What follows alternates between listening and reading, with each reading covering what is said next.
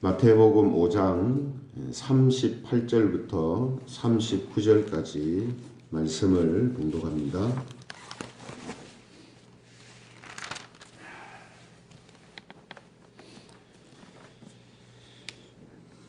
말씀을 찾으셨으면 같이 봉독하겠습니다. 38절 39절입니다. 시작. 또 눈은 눈으로 이는 이로 갚으라 하였다는 것을 너희가 들었으나 나는 너희에게 이르노니 악한 자를 대적하지 말라. 누구든지 내 오른편 빠멸 치거든 왼편도 돌려대며. 아멘. 오늘은 나는 죽고 주님으로 사는 삶, 나는 죽고 주님으로 사는 삶, 이런 제목을 가지고 말씀을 함께 살펴보겠습니다. 우리는 지금 이 예수님의 산상수훈 말씀을 통해서 구약의 율법과 관련된 중요한 의미들을 살펴보고 있는데요. 먼저 우리가 항상 기억해야 하는 것은 뭐냐 하면 모세를 통해서 주어진 이 율법은 하나님의 본래 뜻이 아니라 사람들이 점점 악해지고 더 많은 범죄를 저질러서 임시적으로 주어진 것이다 라는 사실입니다. 그래서 갈라디아서 3장 19절에 보면 이런 말씀이 있습니다. 갈라디아서 3장 19절 그런즉 율법은 무엇이냐? 범법함으로 더하여진 것이라.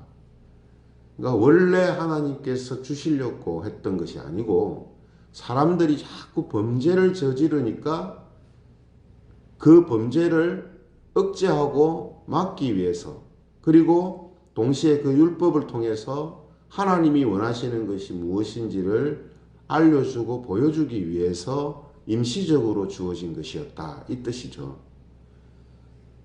그렇기 때문에 율법은 우리가 문자적인 의미나 행위의 차원에서만 생각해서는 안 되는 것입니다. 그러니까 문자적인 의미는 행위의 차원에서만 생각하는 것은 그냥 표면적인 것만을 보는 것이고 그 율법을 통해서 하나님께서 가지고 계시는 그 마음과 뜻을 알 수 있어야 한다라는 거죠. 그래서 말씀드린 것처럼 율법이 사람들의 죄를 드러내어 가지고 범죄 행위를 억제하고 사람들을 보호하려는 그런 의미에서 주어졌지만 그 율법을 통해서 예수 그리스도를 소망케 하신 것처럼 이 율법 안에는 하나님의 뜻과 마음을 보여주는 그러한 부분이 있다라는 것이죠. 그렇기 때문에 예수님의 이 말씀을 통해서 율법 속에 있는 하나님의 뜻과 마음을 우리가 알아야 하는 것입니다. 그래서 구약의 율법 중에서 사람들이 가장 많이 알고 있으면서도 그 의미를 올바로 알지 못하는 계명 중에 하나가 오늘 본문에 나오는 눈은 눈으로 이는 이로 갚으라 하는 이 계명입니다. 38절에 보시면 또 눈은 눈으로 이는 이로 갚으라 하였다는 것을 너희가 들었으나 이렇게 말씀하시죠. 근데 이것을 이렇게 가르쳐 준 사람들이 누구냐 하면 앞의 경우와 마찬가지로 서기관과 바리새인들입니다. 그런데 이 계명도 정말로 중요한 것은 빼버리고 왜곡해서 오해하게 만들고 사람들이 오히려 이 율법을 지킴을 통해서 잘못된 의를 가지게 되고 오히려 더 많은 범죄를 저지르게 되는 일이 조장됐다라는 겁니다. 왜 그런가 하면 구약 성경의 여러 곳에서 이와 같은 표현이 나오죠. 눈은 눈으로 이는 이로 하는 표현이 나옵니다. 그런데 중요한 것은 이 눈은 눈으로 하는 이 보복의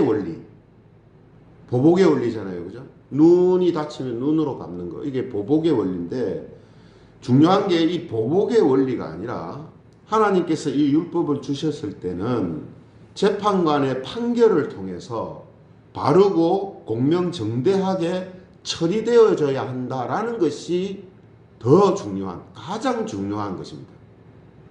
그러니까 이 눈에서 눈으로, 눈은 눈으로, 이는 이로 갚으라 하는 걸 말하려면 뭘 분명하게 먼저 이야기해야 되냐면 재판관의 판결에 따라서 이것을 해야 된다는 것이 반드시 첨가돼야 된다는 거예요.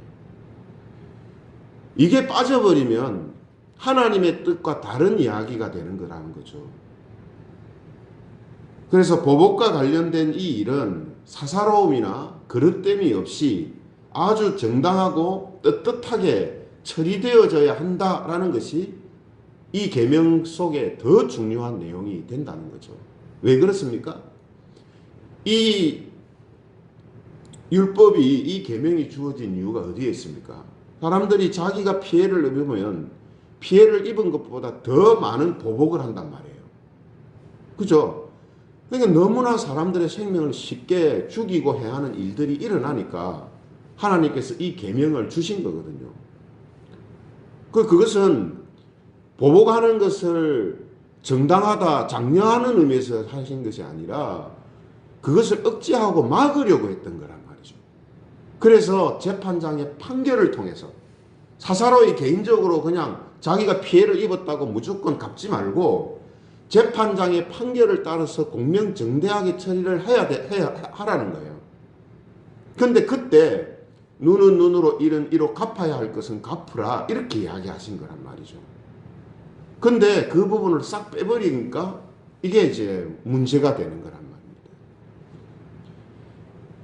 이 말씀을 여러 군데서 구약 성경에 하고 있는데요. 한 군데를 보면 출애굽기 21장 22절에서 25절에 보면 이런 내용이 나옵니다. 출애굽기 21장 22절에서 25절에 보면 사람이 서로 싸우다가 임신한 여인을 쳐서 낙태하게 하였으나 다른 해가 없으면 그 남편의 청구대로 반드시 벌금을 내되 재판장의 판결을 따라 낼 것이니라. 그러나 다른 해가 있으면 갚되 생명은 생명으로 눈은 눈으로 이는 이로 손은 손으로 발은 발로 된 것은 된 것으로 상하게 한 것은 상함으로 때린 것은 때림으로 갚을지니라. 이 계명이 뭘 이야기합니까? 사람이 서로 다투다가 다른 임신한 여인을 쳐서 조산을 하게 되면 그때 아기가 다른 해가 없이 태어나면 재판장의 판결에 따라 벌금만 내면 되지만 아기가 죽거나 또 신체의 일부가 불구로 태어나거나 혹은 그 산모가 다치거나 해를 입거나 할 경우에는 역시 재판장의 판결을 따라서 똑같이 갚아주라는 내용이거든요. 그죠? 그러니까 왜 또 똑같이라고 하냐면 이렇게 하지 않으면 사람들이 다른 사람들을 또 해하는 것에 대하여서 가볍게 생각한단 말이죠. 죽이지는 않지만 상해를 입히는 것에 있어서 교묘하게 이 일들을 한단 말이에요. 그래서 그런 것들도 억제하기 위해서 똑같이 갚아주라는 이런 계명을 하나님께서 주신 거란 말이죠. 근데 중요한 것은 여기에서 뭐라고 했습니까? 재판장의 판결을 따르는. 그럼 재판장이 보면 이게 고의로 한 것인지 뭐 이런 것도 다 나오잖아요. 그죠? 고의로 한 것인지 실수로 한 것인지 이런 것도 나오고 또 얼마나 해를 입었는지도 정확하게 나오고 그죠? 결국 재판장의 판결에 따라야 한다는 이 부분이 가장 이제 중요한 부분이 되는 것입니다. 그래서 하나님께서는 이 계명을 통해서 사람의 생명을 혹은 사람을 쉽게 상해를 입히고 고의로 상해를 입히는 이런 일들을 막고 과도한 보복을 하는 일을 막으려는 의도에서 이 계명을 이제 주심으로 재판장의 판결을 따라 행하도록 한 것이다 말이죠. 그죠? 왜 그렇습니까? 하나님께서 원하시는 사람과 사회는 보복과 복수하는 그런 사회가 아니라 죄를 고백하고 용서하며 서로 사랑하는 그런 사회였기 때문에 하나님께서 이런 계명을 통해서 보복과 복수, 다른 사람을 상해하는 이런 일들을 막으시는 것이죠. 그런데 서기관과 바리새인은 가장 중요한 이 재판장의 판결에 대한 부분을 빼버리고 눈은 눈으로 이는 이로 갚으면 된다. 이렇게 가르친 거예요. 그러니 어떤 일이 나겠습니까? 내가 당한 대로 똑같이 갚으면 난 정당한 게 되는 거예요. 율법대로 한 게 된다. 내 손을 상하게 했으면 상대방 손을 상하게 하면 나는 율법에 아무 해가 없고 난 어려운 사람인 거예요. 이게 말이 안 되는 거죠, 이거는. 그래서 예수님께서는 율법의 올바른 의미를 이제 가르쳐 주시는 겁니다. 39절에 보시면은 이렇게 말씀하시죠. 39절에 보면 나는 너희에게 이르노니 악한 자를 대적하지 말라. 그러니까 율법이라는 것이 기능이 사람들의 범죄함을 통하여서 그것을 억제하고 또 그것을 막음으로 인해서 사람들을 보호하기 위해서 주셨는데 그게 본래 하나님의 뜻이 아니라 범죄함을 막기 위해서 주신 거란 말이죠. 그러나 하나님은 그것으로 끝나지 아니하시고 하나님이 진정으로 원하시는 것이 무엇인가 하는 것을 율법을 통해서 하나님께서 보여주시고 나타내 주셨단 말이죠. 그러면 1차적으로 급한 것은 사람들이 범죄를 저지르는 것이기 때문에 그것을 막는 것이지만 그것이 막아지고 그것이 이제 조절될 때 더 중요한 하나님의 뜻과 마음을 사람들한테 가르치고 그런 마음을 가지고 살아가는 사회가 되도록 하는 것이 이 율법을 가르치는 사람들이요 또 유대교 지도자들이어야 되는데 그게 아니었다는 말이죠.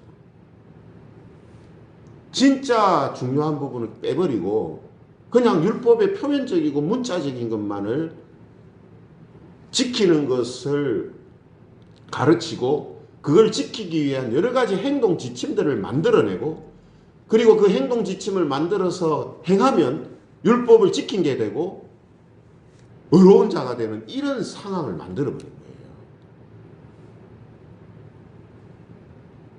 그래서 예수님은 이런 말씀들을 통해서 율법의 올바른 의미를 이제 가르쳐 주시는 거죠. 율법의 올바른 의미라는 것은 하나님의 마음, 하나님의 뜻을 이야기하는 거예요. 율법에 담겨 있는 하나님의 마음과 하나님의 뜻이 무엇인가 하는 걸 가르쳐 주는 거죠. 그죠?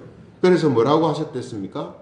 나는 너희에게 이르노니 악한 자를 대적하지 말라. 그러니까 이것은요, 어떤 사람들이 하는 말처럼 자기 방어를 위한 것이라도 절대로 악한 사람과 싸워서도 안 되고 투쟁을 해도 안 되고 전쟁을 해서도 안 된다 하는 그런 뜻이 아닙니다. 그러니까 우리가 하나님의 말씀을 그냥 말씀 그대로 받아야 되는 것이 있는가 하면 그 말씀 속에 중요한 의미들이 있는 것을 우리가 놓쳐서는 안 되거든요.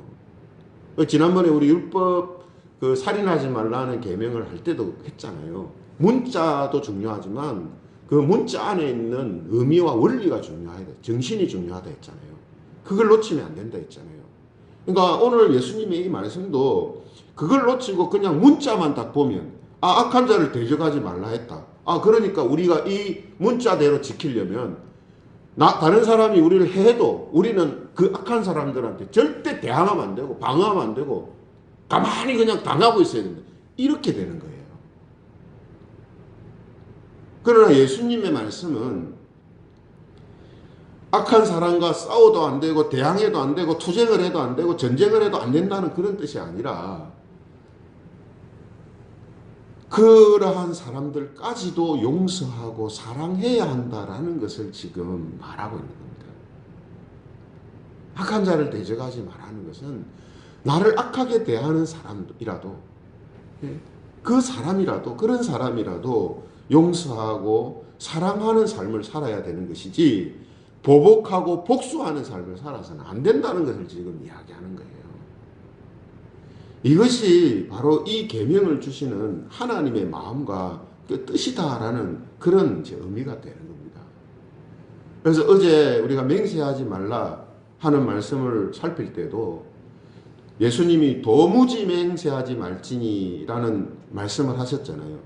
이 말씀도 맹세 자체를 절대로 하면 안 된다는 그런 뜻이 아니라 맹세가 필요 없는 진실된 사람으로 살라 하는 의미가 그 속에 의미를 가지고 하는 말씀이라고 했잖아요.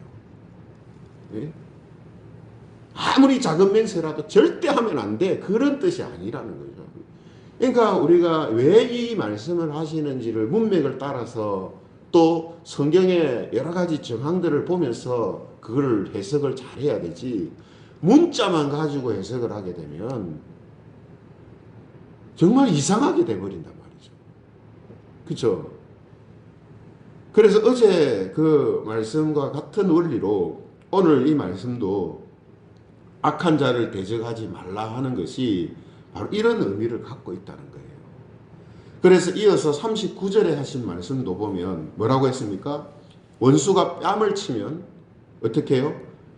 오른쪽 뺨을 치거든 왼편도 돌려대며 이렇게 말씀하셨잖아요.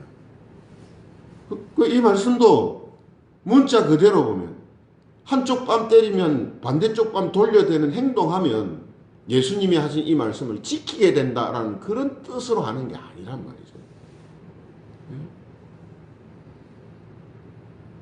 이 말씀도 뭘 이야기하고 있는가 하면 나를 악하게 대하고 나에게 악을 행하는 사람들까지도 진정으로 용서하고 사랑하라 하는 뜻입니다. 이게. 같은 지금 이야기를 예수님께서 하시는 거라는 거죠. 설명을 하는 거죠. 더 풀어서. 근데 여러분, 우리가 이제 이 말씀을 보면 어떻게 사람한테 이런 일이 가능할까? 그죠? 악한 자가 선한 자가 나를 악하게 대하는 게 아니고 악한 자예요, 분명히. 악한 자인데 나를 악하게 대해요. 근데 그런 사람들도 용서하고 사랑하고 하는 이런 삶을 사는 것이 하나님이 원하시는 것이라 했어요. 근데 이게 가능한 일인가? 가능하지 않습니다, 여러분.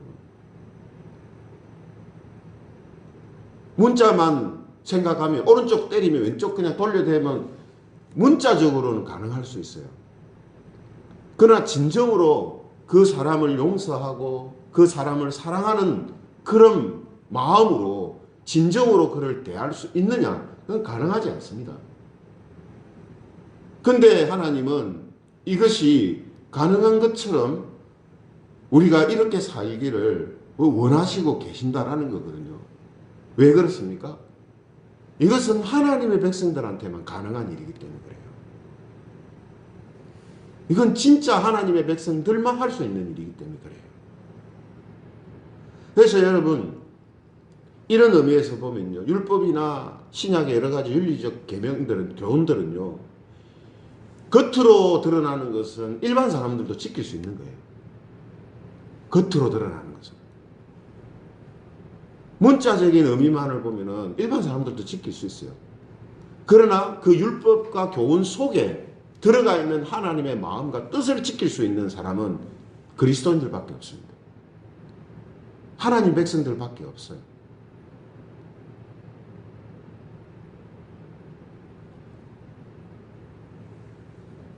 왜 이런 일이 가능합니까? 오늘 이 율법의 말씀은 결국은 하나님 안에서 여러분 나를 악하게 대하는데 내가 그 사람을 사랑하고 그 사람에게 대항하지 않고 보복하지 않고 복수하지 않는다는 말은 이런 경우에 사람들이 뭐라고 합니까? 아, 니는 자존심도 없나? 아, 니는 뭐 바지저고리가? 이렇게 이야기하잖아요. 그 말은 무슨 말입니까? 니는 없나? 이 말이에요. 니는 없나? 예? 아, 니는 벨도 없나? 이렇게 하잖아요. 없는 거예요. 없을 때 할 수 있는 거예요. 그 없을 때, 없어질 때가 언제입니까? 내가 죽을 때입니다. 근데 내가 죽을 때가 어떻게 일어납니까? 우리 잘 아는 것처럼 예수님을 믿음으로 십자가에 내가 함께 죽었다 이렇게 되잖아요. 그러니까 여러분 율법 속에도 복음의 원리들이 움직이고 있는 거예요. 사실은. 그렇죠? 복음의 원리가 움직이고 있어요. 대항하지 않는 이유가 내가 죽었기 때문에. 하나님 안에서 나는 죽고 하나님으로 사는 사람들일 때 이 모습들이 나타난다는 말이에요. 신약식으로 말하면 예수 그리스도와 함께 죽고 그리스도로 사는 자가 될 때 되는 사람들한테 이 모습이 나타난다는 말이에요. 그죠? 그리고 영적인 의미에서 그렇게 됐다 할지라도 우리의 생활 속에서 매일매일 오늘 하루의 삶, 나는 죽고 예수를 하는 삶이 계속해서 매일매일 반복되는 그 사람한테 이런 모습이 나타난다는 거예요. 그래서 사도 바울이 뭐라고 했습니까? 나는 날마다 죽노라. 이미 예수님과의 십자가에서 예수님을 믿음으로 죽은 자가 됐다 했잖아요. 그죠? 영적인 원리에 의해서는 죽은 자가 됐습니다. 그러나 여전히 이 땅에서 우리는 육신을 가지고 살고 있기 때문에 그러한 부분들이 우리에게 생길 때마다 날마다 내가 죽은 자라는 이것을 생각하고 그리스도로 다시 사는 자로 살아가는 것, 이게 바로 성도의 삶의 방식이라는 거거든요. 그런 사람들한테 오늘 나를 악하게 대하는 자라 할지라도 보복하고 복수하는 게 아니라 그를 용서하고 사랑하는 이런 모습으로 그들을 대할 수 있는 사람이 된다는 거예요. 이게 바로 서기관과 바리새인보다 나은 의요, 천국에 들어가는 사람들이 가지고 있는 모습이라는 거죠. 세상의 소금과 빛으로 살아가는 사람들에게서 나타나는 모습이라는 거예요. 아니, 이 자체가 세상의 소금과 빛이 되는 거죠. 왜 그렇습니까? 맹세가 난무하는 사회 속에서 못 믿어서 맹세하고 약속하고 하면서 또 그 약속을 깨뜨리는 사회 속에서 저 사람은 맹세가 필요 없는 믿을 수 있는 사람이다 라는 그 하나만으로도 세상의 소금과 빛인 거예요.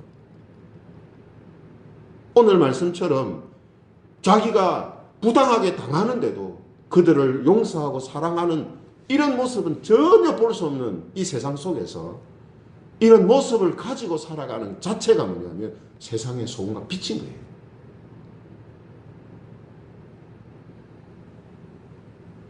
그래서 갈라디아서 2장 20절은 이렇게 선언을 합니다.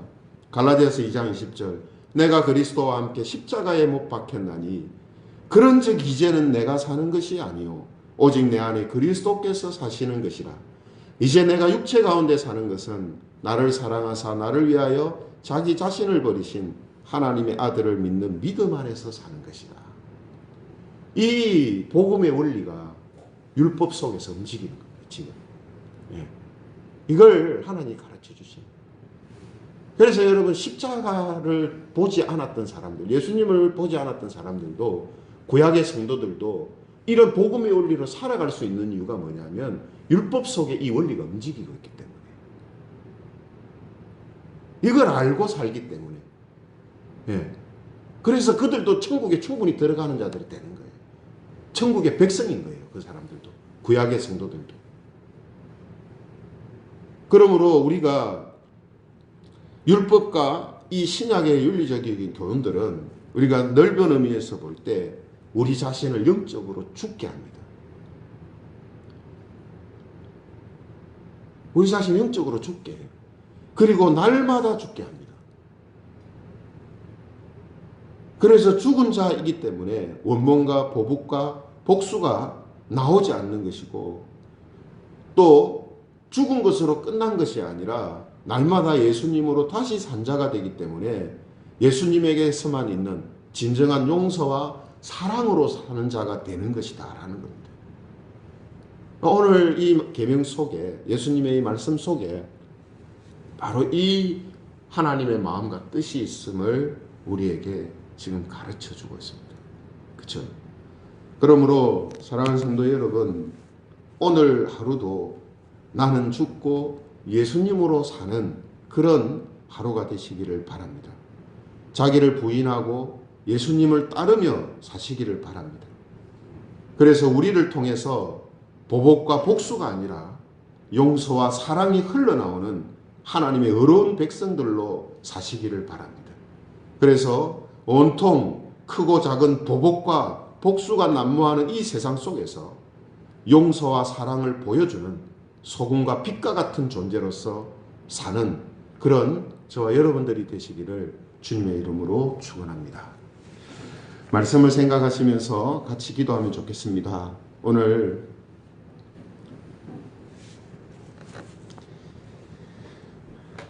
보복과 미움과 복수가 난무하는 이런 세상 속에서 예수 그리스도를 통하여 용서와 사랑을 보여주는 그런 소금과 빛과 같은 존재로 사는 저희들이 될 수 있도록 날마다 십자가에 우리 자신을 비추는 삶이 되게 해달라고 우리 함께 말씀을 생각하시면서 기도하겠습니다.